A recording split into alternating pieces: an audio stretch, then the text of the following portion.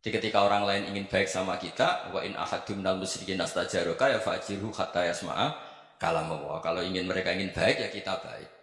Makanya ada istilah musta'man, mu'ahad. Kalau mereka ingin damai, berdampingan dengan kemajmukan ya itu yang lebih baik.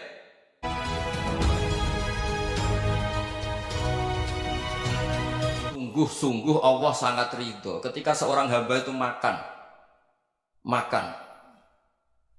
ketika sesuap nasi dia muji Allah, ketika minum seteguk nasi dia muji Allah. Itu kalau orang diridhoni Allah itu wali betul. Itu untuk jadi wali itu gampang. Kamu makan ridho, kamu ninjak buminya Allah ridho seneng, kamu hidup keseharian aman seneng. Nah ini supaya sampean kita semua ngaji betapa panduan Rasulullah untuk menggapai ridho Allah itu banyak yang keseharian sekali. Saking kesehariannya banyak dalam hadis dan itu sahih. Nabi menyebut hal-hal yang keseharian. Hatta matas alu fi fimroatika. Kamu punya uang, kemudian istri kamu bisa makan, itu ibadah.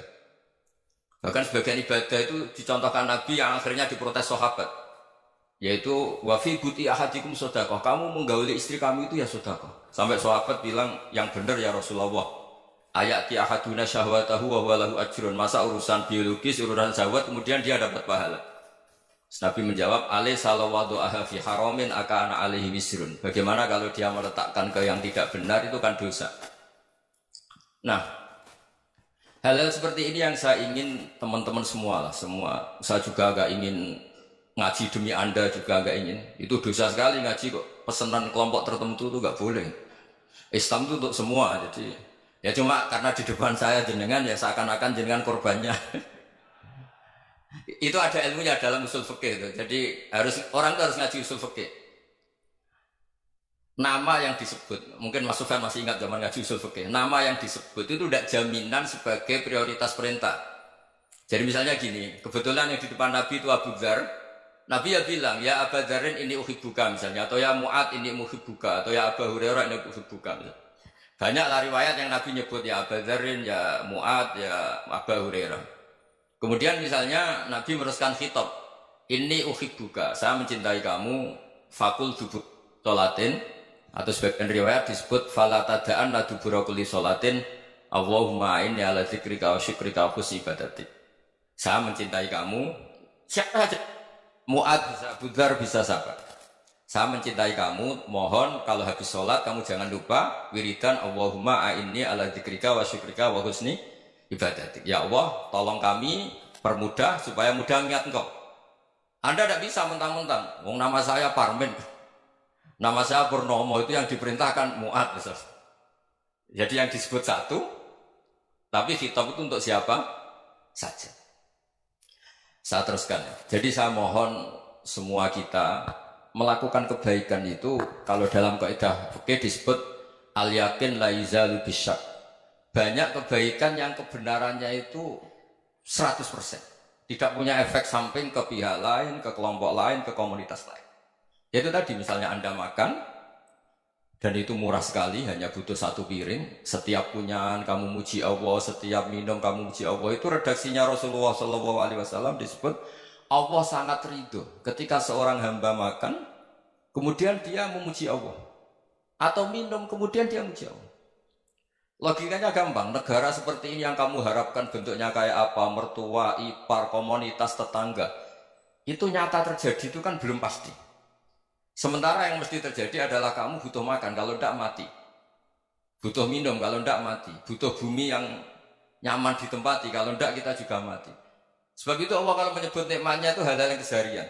Alladzi at'amahum min ju'. Allah itu siapa? Allah itu yang menciptakan kamu bisa makan. Tidak berlebihan, Allah itu yang menciptakan kondisi sosial itu ideal.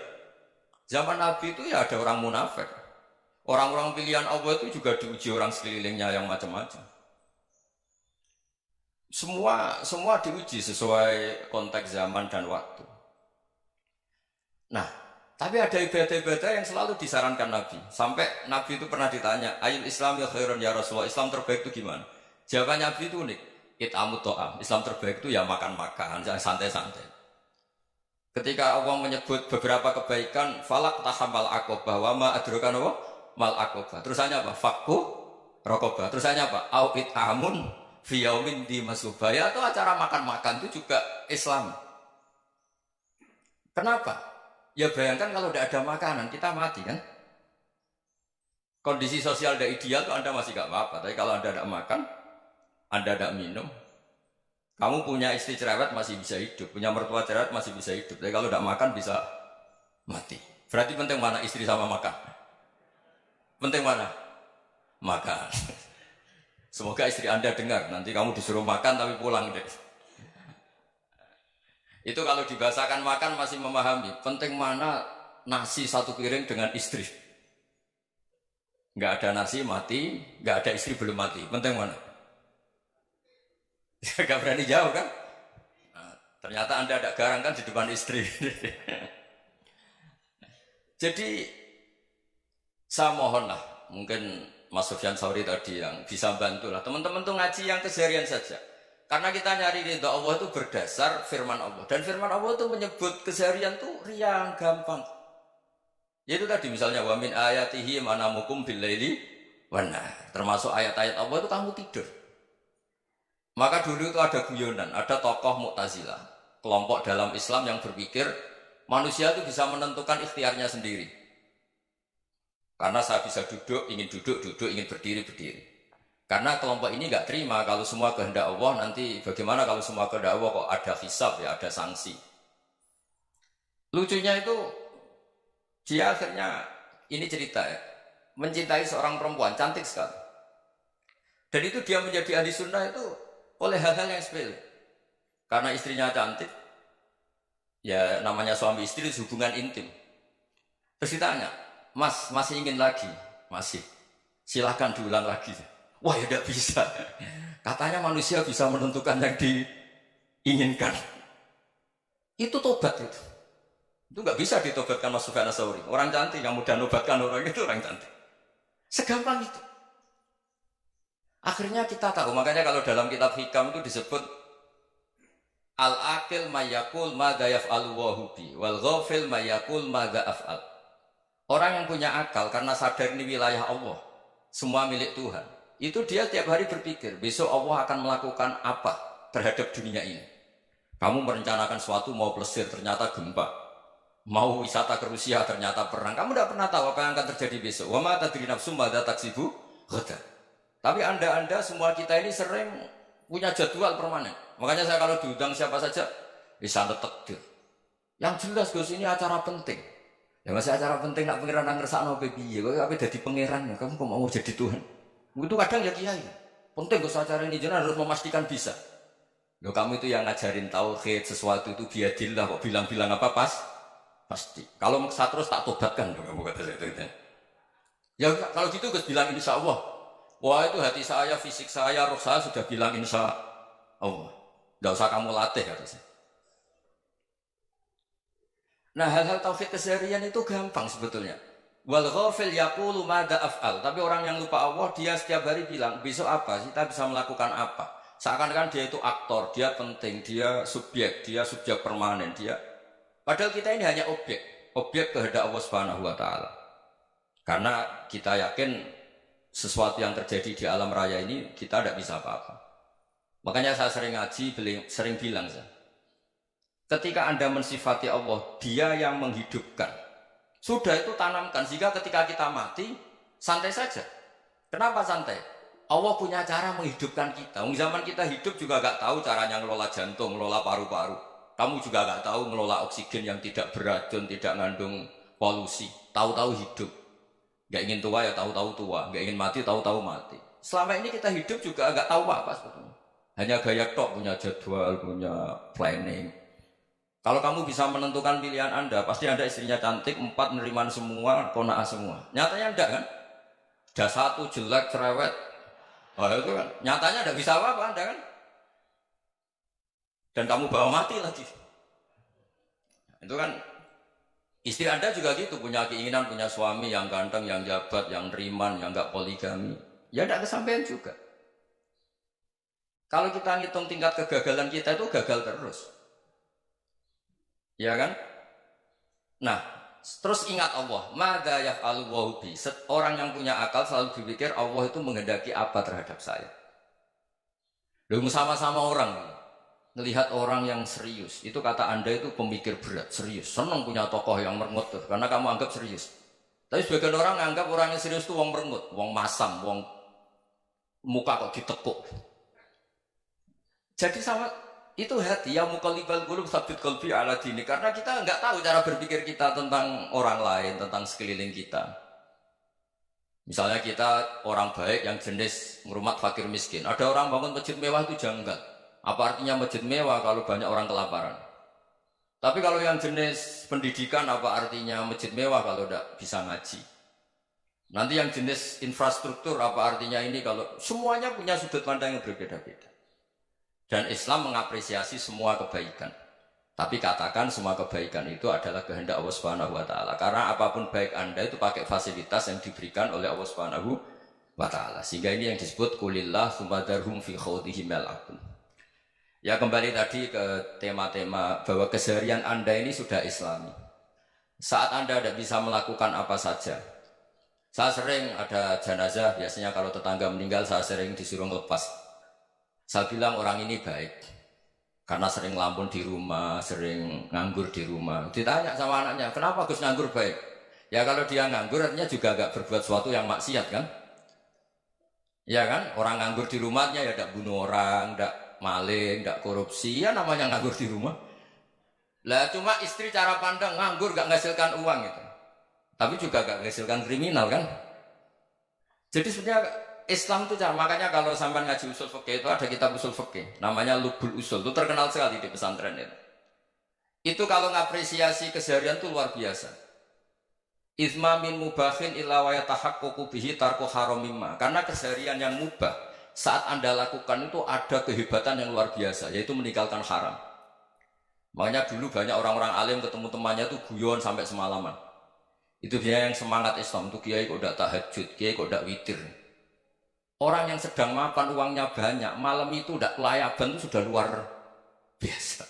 Melawan nafsu supaya tidak maksiat itu sudah luar biasa. Supaya lupa guyon sama temannya semalaman sampai subuh.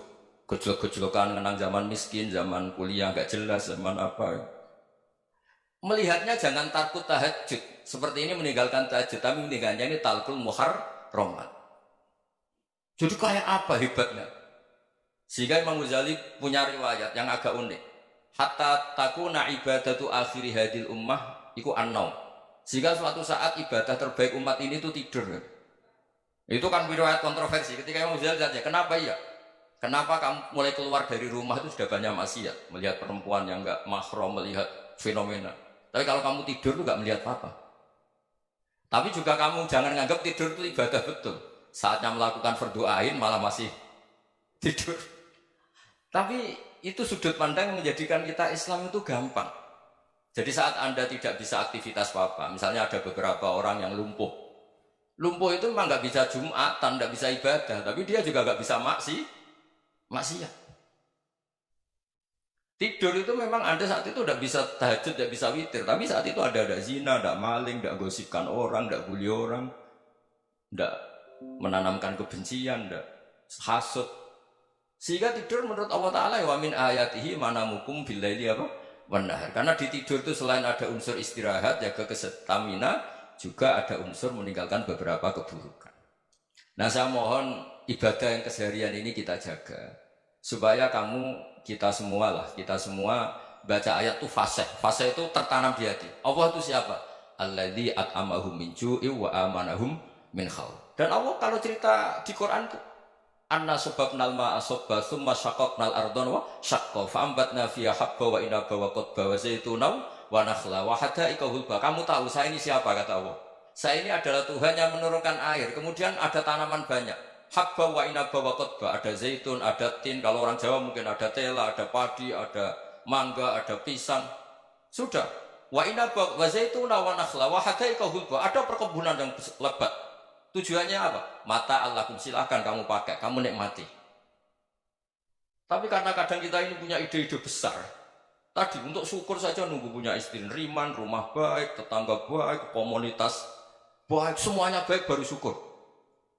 Lama-lama nanti ada di surga, syukurnya nunggu surga paling kelas A. Itu sudah ada yang menghuni Rasulullah, kamu nggak boleh di situ. Masa untuk syukur saja? Repotnya Masya Allah. Jadi mohon Al-Quran yang kalau Anda hafalkan juz sama itu kan ada ayat-ayat yang kayak tadi. Ya, fal yang dzuril insanu ila to'ami. Coba lihat, apa yang kamu makan ya? Dari mana? Dan untuk mempertahankan hidup kamu, keseharian. Jadi jangan kira ibadah itu harus membentuk komunitas yang versi Anda. Ibadah itu harus yang hal yang mulu-mulu. Kesehariannya Anda alami. Loh ini saya tidak bikin-bikin. Saya ngaji bukan karena berdasar pesanan.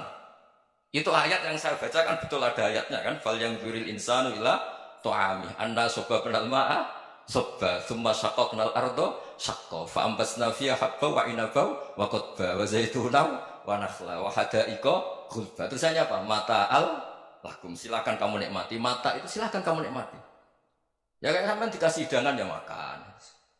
Ya sudah makan, habis makan ya minum, habis itu ngantuk ya tidur. Ya sudah normal-normal saja. Kayak apa indahnya Islam. Tapi Anda mencari Islam yang gimana lagi? Nah itu yang diajarkan guru-guru kita, diajarkan sanad kita sampai Wali Songo, sampai Rasulullah SAW. Bahwa pada akhirnya ada jihad, ada perang. Itu dulu memang perang, bukan membunuh, beda. Dulu kita dijajah Belanda ya perang, dan itu normal karena kita dijajah. Jadi ketika orang lain ingin baik sama kita, wa in ahadum minal musyrikin astajaroka ya fa'jirhu hatta yasma'a kalamullah. Kalau mereka ingin baik ya kita baik. Makanya ada istilah mustakman, mu'ahad. Kalau mereka ingin damai, berdampingan dengan kemajmukan, ya itu yang lebih baik. Karena memang Islam menghormati proses perdamaian. Wa in janahu nawal lissalmi ya fajnah lah. Kalau ingin damai, kita harus